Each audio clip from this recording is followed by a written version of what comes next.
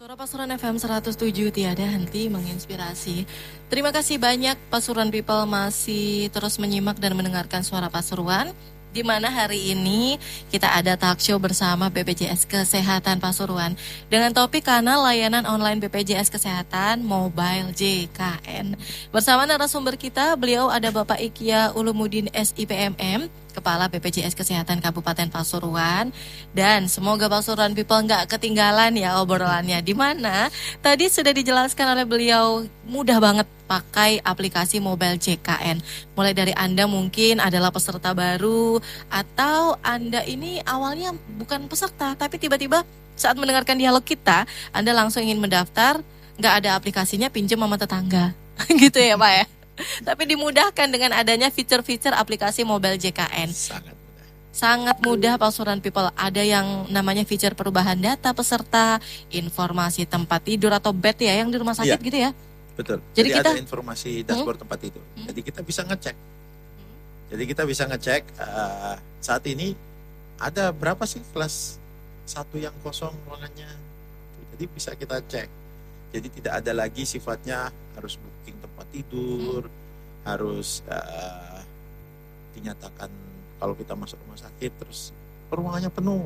Enggak. Sekarang kita bisa tahu sendiri. Di rumah sakit ini ada berapa yang kosong. Jadi sangat mudah. Bahkan ada informasi jadwal operasi. Terjadwal dan terdata. Ada. Jadi tercatat. Setiap rumah sakit kami minta untuk mengikut data jadwal operasi. Itu ada petugasnya sendiri gitu ya Pak? Iya. Dan pastinya data tersebut harus diupdate. Karena pastinya kan tenaga medisnya juga kan harus melakukan operasi secara berkala. Di luar dari operasi yang sifatnya situ. Ya. Tentunya informasi ini memberikan kemudahan bahwa ternyata ada daftar untuk pasien operasi sekian, lebih mempermudah. Oke, nah Pak di JKN ya Pak, BPJS Kesehatan ini kan kita sebagai peserta sebelum kita ke rumah sakit ini ada alur yang mesti kita lalui, yaitu adalah vaskes tingkat pertama Ya, nih betul. Pak. Ini prosesnya gimana Pak? Apakah semua layanan kesehatannya kita harus ke vaskes tingkat pertama dulu, atau bisa nggak sih kita langsung ke rumah sakit aja deh, karena di rumah sakit mungkin layanannya lebih lengkap begitu, dokter spesialisnya juga ada, jadi kita pengennya langsung ke rumah sakit. Itu boleh dijelaskan nggak prosesnya atau alurnya bagaimana? Ya, jadi gini, setiap peserta JKN tentunya ada ketentuan dan peraturan yang harus ditaati. Selain ada hak juga yang harus kita peroleh, tentunya ada kewajiban yang harus kita laksanakan, yaitu dengan mematuhi peraturan dalam hal pelayanan kesehatan. Setiap peserta yang mau berobat itu kan terdaftar di fasilitas kesehatan tingkat pertama di mana mereka terdaftar. Kalau kita mau berobat tentunya harus disediakan dulu. Nantinya akan dilakukan pemeriksaan tahap awal. Apabila memang bisa ditangani di FKTP, maka cukup sampai di FKTP saja. Tanpa harus ke rumah sakit. Fasilitas kesehatan tingkat pertama, bisa puskesmas, bisa klinik, bisa dokter praktek perorangan. Jadi berobat di sini dulu. Kalau memang tidak perlu dirujuk, selesai sampai di FKTP tingkat dasar tadi. Tapi kalau memang ternyata membutuhkan penanganan lebih lanjut, perlu dirujuk ke rumah sakit, maka dari FKTP akan memberikan surat rujukan. Yang perlu diketahui adalah surat rujukan itu diberikan berdasarkan hasil indikasi medis, bukan permintaan kita sendiri. Jadi nggak bisa langsung ujuk-ujuk ke rumah sakit datang ya. ke puskesmas, Pak minta rujukan. pengen minta rujukan ya, diperiksa aja belum langsung minta rujukan. Itu dia. Dan hal ini tidak akan berlaku apabila untuk kasus gawat darurat. Ya, jadi kalau kasus gawat darurat bisa langsung ke UGD rumah sakit manapun. Nanti pasien langsung dilayani. Khusus kasus gawat darurat ya. Kalaupun ternyata kita berobat di vaskes tidak terdaftar, misalkan di luar wilayah, misalkan kita terdaftar di daerah Kabupaten Pasuruan, di Puskesmas Bangil misalkan, namun ternyata pas kita sedang di luar daerah, ke Jakarta ataupun ke Surabaya, jadi kita bisa mendatangi fasilitas kesehatan terdekat saat itu. Ada menu informasi lokasi vaskes di Mobile JKN. Kita bisa ngecek vaskes terdekat di wilayah kita saat itu di mana. Kalau mau membutuhkan layanan silahkan ke situ. Walaupun bukan gawat darurat, walaupun kita tidak terdaftar di situ. Berarti kita ini bisa menggunakan layanan BPJS Kesehatan di manapun. Seluruh Indonesia. Kecuali mau berobat ke luar negeri ya nggak boleh gitu loh. Kalau seluruh Indonesia boleh. Kalau mau berobat ke Singapura ya nggak boleh lah. Jadi tetap pengobatannya bisa dilakukan hanya untuk di Indonesia saja. Oke. Walaupun kita terdaftar di tingkat dasar di Kabupaten Pasuruan, pas kita lagi keluar daerah, lagi liburan ke Jakarta, ya kita sakit, walaupun nggak ada gawat darurat, datang aja puskesmas terdekat. Oke. Klik menu info lokasi Vaskes, akan langsung ketahuan Vaskes terdekat yang kerjasama. Oke, pada intinya kita emang harus punya mobil JKN ya Pak? Ya, tentu. Oke, nah ini Pak, menarik juga barusan nih Pasuruan People yang disampaikan oleh beliau. Jadi kita misalkan lagi di luar kota nih, kita lagi sakit, kita butuh perawatan. Tapi klinik yang harus kita datangi atau puskesmasnya ini adalah yang bekerja sama dengan BPJS Kesehatan gitu ya. Kalau swasta nggak bisa ya Pak? Ada juga swasta yang bekerja sama dengan kita.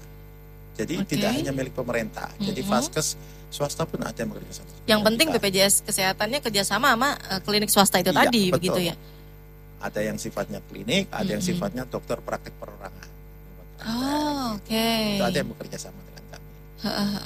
Tapi yang jelas secara ketentuan mereka bisa dilayani di Vaskes yang tidak bekerja sama di luar wilayah, di luar wilayah ya. Di luar wilayah itu maksudnya di luar wilayah kabupaten kota tadi duanya. Itu maksimal 3 kali layanan dalam jangka waktu 3 bulan. Oke. Nah, itu secara ketentuannya. Kalau kita lama nih di Jakarta nih. Ya berarti lebih baik pindah Vaskes. Pilih menu perubahan data, pindah Vaskes. Kalau pindah Vaskes kan bisa dimungkinkan per 3 bulan. Ya. Jadi silakan pindah aja. Kalaupun di bawah 3 bulan pengen pindah, ya bisa. Nanti pindah dilaporkan lagi ke nanti BPJS jadinya Kesehatan, tentunya dengan membawa evidence terkait. Bisa jadi mungkin karena saya pindah tugas. Sebelum 3 bulan sudah pindah tugas lagi. Lampirkan mungkin dengan SK penugasan atau apa, surat pindah, domisili, ya bisa. Gitu, kayaknya dimudahkan banget ya. Sangat mudah. Tinggal bagaimana kita memanfaatkannya. Dan dari Vaskes tingkat 1 ini seputar layanan rujukan yang tadi Bapak sebutkan. Jadi kita nggak bisa ya tiba-tiba minta surat rujukan. Enggak lah. Dokter saya mau minta rujukan, mau ke rumah sakit aja gitu. Karena kan rujukan itu diberikan atas dasar pemeriksaan. Kalau nggak diperiksa, masa langsung minta rujukan? Di Vaskes tingkat 1 sebenarnya sudah diperiksa totalitas juga sama dokternya ya? Iya, semuanya pun bisa tuntas di tingkat 1 sebenarnya. Kecuali memang karena keterbatasan SDM maupun Sarpras, atau memang kondisinya memang nggak bisa mereka tangani, sehingga perlu dirujuk. Beberapa kondisi yang bagaimana yang mengharuskan pasien ini dirujuk gitu Pak? Tentunya yang sifatnya spesialistik, ya kan? Sifatnya spesialistik. Karena di tingkat dasar juga banyak layanan yang contoh di tingkat dasar di puskesmas, beberapa puskesmas wilayah Kabupaten Pasuruan ada yang sudah memiliki alat USG. Oke. Jadi kan USG nggak perlu datang ke rumah sakit. Di klinik sudah bisa. Lebih mempermudah. Nah, jadi tujuannya untuk memberikan kedekatan layanan kepada masyarakat, kemudahan akses. Adanya fitur mobile JKN ini untuk memberikan pelengkap, baik dari sisi antriannya, dari sisi dashboard tempat tidurnya, memberikan kemudahan informasi kepada mereka bahwa informasi tentang JKN ini semuanya terbuka, bisa diakses oleh siapapun. Oke, nah untuk pindah Vaskes nih Pak, misalkan awalnya saya di puskesmas nih, lalu saya ingin pindah ke klinik, berapa lama akhirnya kita bisa menggunakan kembali? Per 3 bulan sekali itu kita bisa diperkenankan pindah Vaskes. Oke. Tapi akan aktif per tanggal 1 bulan berikutnya. Misalkan jadi, kita di tengah bulan. Di bulan keempat. Nah, jadi akan aktif di tanggal 1 bulan berikutnya. Saya baru pindah Vaskes di tengah bulan nih. Tengah bulan otomatis akan berlaku di tanggal 1 bulan berikutnya. Oh gitu. Bukan langsung pas pindah langsung bisa menggunakan bisa, gitu. Tidak. Oke. Jadi nanti 3 bulan setelahnya misalnya kita mau pindah Vaskes lagi ya karena mungkin tuntutan pekerjaan tadi gitu. Bisa ya? Bisa. Oke. Dan itu bisa diperkenankan melalui aplikasi mobil. Mudah banget ya Pak. Sambil tiduran dari rumah, klik-klik sedikit sudah kepindah Vaskes. Sudah ngambil nomor antrian. Kita bisa tahu kelas ruangan yang kosong. Iya. Bisa ngecek gitu ya? Bisa. Oke. Berarti semua ini informasinya terbuka. Terbuka. Dan seputar fitur mobile aplikasi dari mobile JKN ini fiturnya semua adalah keterbukaan informasi juga ya Pak? Tentunya. Karena inilah akses yang kita coba berikan kepada peserta. Contoh ada juga akses riwayat kesehatan kita. Itu kita bisa cek. Ada iCare JKN di dalam aplikasi mobile JKN ini. iCare JKN. Itu kita bisa ngecek kita pernah dirawat di mana aja sih menggunakan BPJS Kesehatan. Kita pernah berobat di tingkat dasar di puskesmas mungkin, atau kita pernah dirawat inap. Kita bisa lihat kapan kita masuk, keluar, diagnosa apa, itu sebagai referensi juga bagi tim medis di Vaskes bahwa melihat, oh Bapak ini punya riwayat apa sebelumnya. Kita nggak harus bawa map yang Wah, resume terus, medisnya semuanya terbuka penyakit dari situ. terdahulu gitu ya. Walaupun itu sifatnya secret ya, jadi rahasia milik peserta. Namun itu bisa diakses oleh yang bersangkutan sendiri. Tapi bisa terbaca. Vaskes pun dia Oke. bisa melihat karena ada iCare JKN untuk Vaskes. Dia bisa melihat bahwa orang ini punya riwayat pernah mendapat penyakit apa aja sih.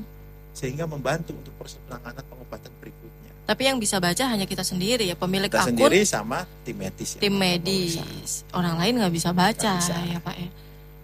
Oke, nah untuk riwayat histori layanan jadi semua sudah ada di feature yang ada di aplikasi Mobile Aplikasi JKN. Mobile JKN. Oke, Pasuruan People lengkap banget untuk Anda yang belum download. Mungkin udah terdaftar tapi nggak punya aplikasi Mobile JKN. Biasanya cuma pakai kartunya aja nih Pak. Sekarang kan sudah nggak perlu kartu fisik, jadi sangat mudah. Karena di aplikasi Mobile JKN ini yang seperti saya sampaikan tadi di awal, ada kartu digitalnya. Sekarang semua berbasis digital, nggak perlu kartu fisik. Oke. Kartu fisik cuma menu-menuin dompet aja, Ya, ya kan? Jadi Selain kalau bon-bonan ya. kartu fisik nanti takutnya kan bisa mudah patah, rusak, atau tulisannya pudar. Oke. Jadi kalau ada digital kan enak. Walaupun kita gonta-ganti HP, ya digital bisa diakses dari mana saja. Oke, tapi yang kita tahu masyarakat ini nggak semua melek informasi atau Ya, teknologi nih. Betul. Gimana caranya dari BPJS Kesehatan untuk menyampaikan, menginformasikan bahwa jenengan juga sangat dimudahkan loh dengan aplikasi Mobile JKN gitu. Memang kami sadar bahwa masyarakat secara luas belum semuanya paham terkait teknologi.